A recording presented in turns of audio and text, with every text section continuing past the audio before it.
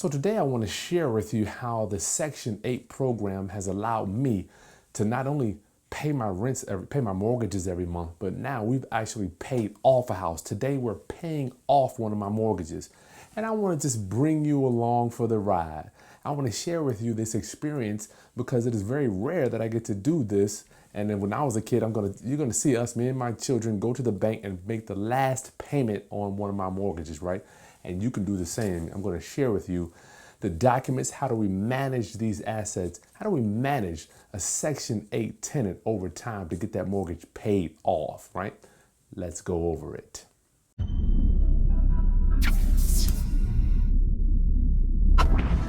Greetings, class. This is Kris Haskins with therealestateroundup.com.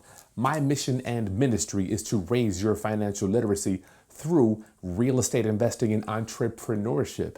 Today, I've got a unique journey that we're going to go over together. I'm honored to be able to share this with you. Just document how this thing all comes together. Now, I know a lot of us are enthralled with the flipping of the properties, a lot of people wholesaling, flipping contracts, pretty houses, ugly houses. But let me tell you, the real engine and the driving force to my success roundup has been long-term holds.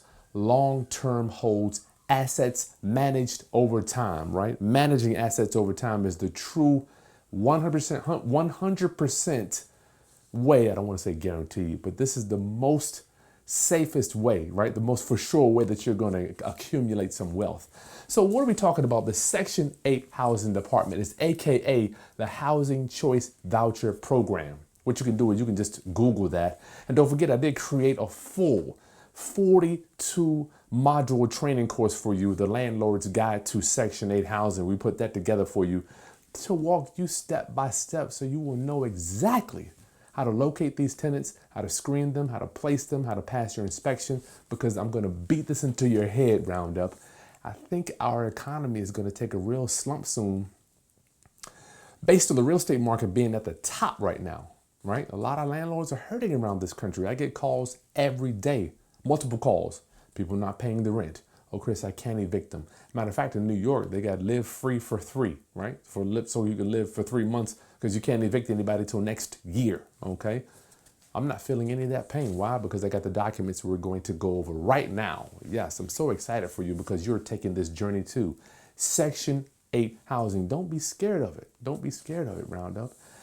The reason I do Section 8, because it is a known. It is a known, Roundup. I know every month the government that subsidizes the rent for my tenants is going to pay it, whack, 3rd of the month. Boom, boom. I don't have to think about it. That gives me some stability for my family, income, paying down mortgages, paying off mortgages, right? And as Patrick Bet-David, my boy, says, that gives me a soft pillow at night. Oh, Lord, have I been to the hard pillows? Tenants not paying rent. Tenants calling me every month or at the first or the end of the month. Oh, Kris, I don't know what's going to happen with the rent this month. Something happened nowadays. I'm sure the stories are quite interesting with this COVID-19 going on. So let me go over this. We're managing assets over time. And let me show you what this folder looks like for one property. This is just one property roundup. This is what your folders are going to look like. I should have done better in keeping a lot of the documents. It probably would have been twice as thick as this, but I just pulled out one file here, the one that we're paying off today. Managing assets over time takes documents, takes diligence, right? So this is what happens when my tenant first, when your tenant first moves in, right? You're going to get something called a HAP contract, and I'll show you this. So this tenant here moved in back in 2014, and I bought this property. Let me show you that. See if I can show you a picture of it. I bought this property back in 2000. I think it was 6 or 7. I can't even remember. Been so long. So when this tenant moved in, I had several Section 8 tenants move in over time, but I didn't keep the documents. I kept this one. So the rent for this property was $1,085. And if you look at number 7 here, the portion paid from the Section 8 housing department was $1,047. So the tenant only had to pay, what's that? Like 20 something bucks, right? 30 bucks, whatever that was. That was the tenant's portion, right? So that's pretty cool. And so today, fast forward, if your tenant, if you have a Section 8 tenant and they can't pay any of the rent, wouldn't it be okay to get about 95% of the rent, right? So, but let's just consider going into these tenants. what does the landlord pay and what does the tenant pay? What is the tenant responsible for paying? So as you're moving your tenant in, this is where I love Section 8, y'all. I'm gonna show you the screen. This is another document. This is the contract that you fill out before they move in. This is gonna set the expectation of what you expect your tenant to be responsible for. So we can see here we have heating, cooking, water heating, electric, water, sewer, trash collection, air conditioning, refrigerator, range, microwave, and other, right? So if you look at here on the left column roundup, provided by owner, that's going to be us, O, but it's very pay close attention here, roundup. Paid by, if you look at the right column, is going to be tenant. Now, I can't necessarily charge the tenant for a refrigerator and the stove. I'm going to put that in anyway, right? That's a few $100. But they last for the duration of the lease, okay? So look, left side, I will provide it, but I want the tenants to pay for it. So they understand moving in that they are going to be responsible for that. So I know a lot of us over time are concerned about our tenants possibly losing their jobs, especially now that this COVID-19 thing has hit. So yes, every year your tenant has to go through some type of recertification and your property has to get inspected. So let's look at this document here, the rent. So this is what happens is, so my tenant went in to get a recertification. So you can read the top, this is the rent change to the owner.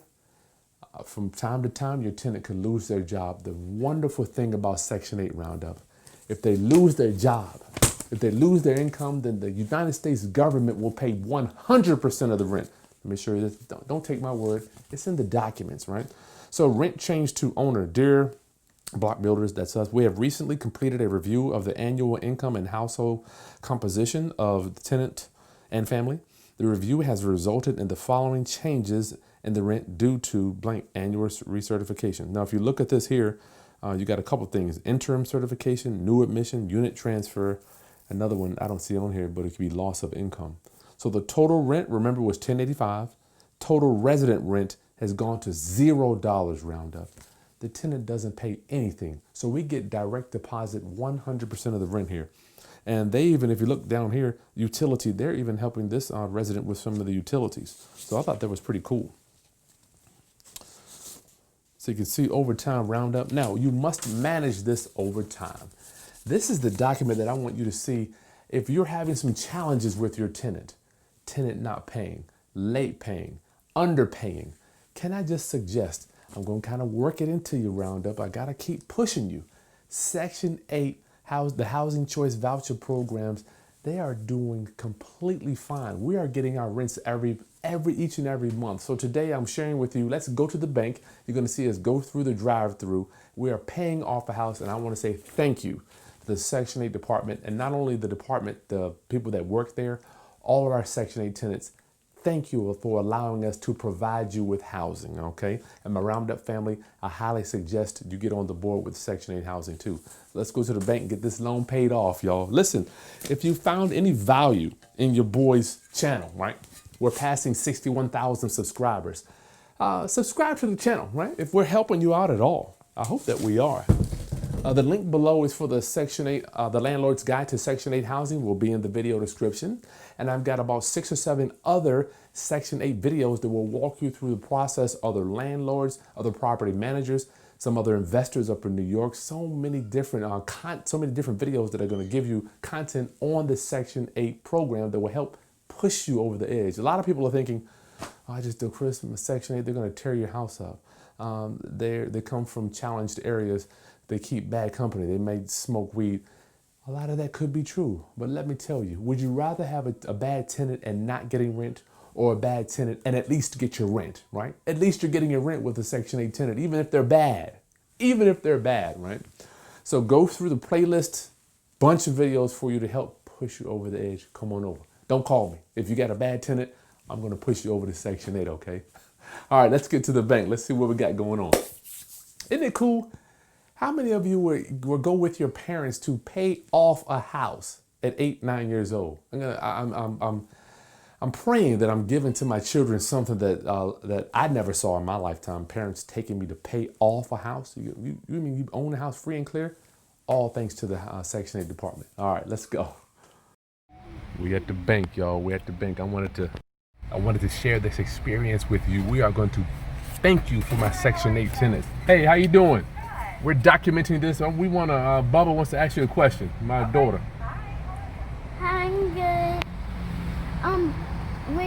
We want to pay off a house. We want to pay off a house. Pay it off? Okay. And the count ends in 04. The count ends in 04. Okay, so I would just need your ID so I can look up that information, okay? Okay. It's Kris Haskins. Haskins, H. Sorry. That'll be a little bit better for you. All right. Can you say it over the loudspeaker or no? If you want me to. Yeah, if you don't mind. See what the payoff is, yo. How much is it? Payoff. So the payoff will be $458.96. $400 we owe. All right. 1, 2, 3, 4, 5. I owe $500. Oh, Bubba, here you go.